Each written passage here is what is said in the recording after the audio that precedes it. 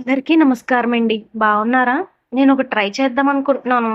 So, తలుపులు గట్టిగా వేసుకొని వినండి. భయపడకండి. ఏ పువ్వు ఏ తేటిదన్నది ఏనాడో రాసున్నది. ఏ ముద్దు ఏ మోమిదన్నది ఏ పొద్దో రాసున్నది.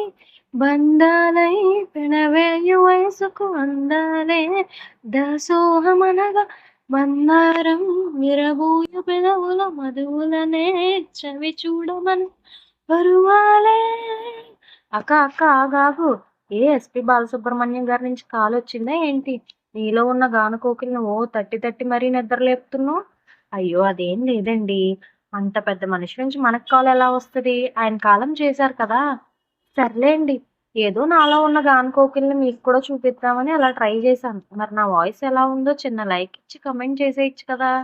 కుదిరితే సబ్స్క్రైబ్ చేసుకోండి. మరీ మొహమాట పడిపోతున్నారు సబ్స్క్రైబ్ చేసుకోవడానికి. సో, ఇంక ఈ రోజు వీడియో ఏంటంటే, దీపావళి రోజు గులాబ్ జాములు చేయడానికి మా అక్కకి, నాకు వచ్చిన కష్టాలు చూపిస్తాను రండి. మా బావగారు ఒకటే గులాబ్ జామ్ ప్యాకెట్ తెచ్చారు. మా అక్కక సాటిస్ఫై అవ్వలేదు.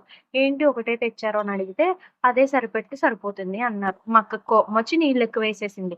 అదేమో జారుగా అయిపోయింది. అయ్యో! అని ఫోను చేస్తే, నేనేం తేలేను. నువ్వు కావాలనే చేసావు కదా! నీకు నచ్చింది చేసుకో. నాకు సంబంధం లేదని ఫోను పెట్టేశారు. చేసేదేం లేక పొద్దున్న పూరీలు చేయగా మిగిలిన గోధుమ పిండిలోకి కొంచెం ఆయిల్ కూడా కలిపి జాగ్రత్తగా నానా కష్టాలు పడి ఎలాగైతేనే గులాబ్ జాములు చుట్టేసాం.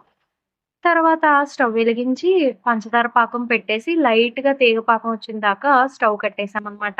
ఈలోపు చిన్న బుడ్డి దాకా వేసుకొని గుప్పుడు ఆయిల్ వేసుకొని మనం ముందుగా చేసుకున్న గులాబ్ జాములని షాలో ఫ్రై చేసుకున్నాం. డీప్ ఫ్రై చేసుకుంటే మళ్ళీ లావయిపోతామంట మా అక్క చెప్పింది.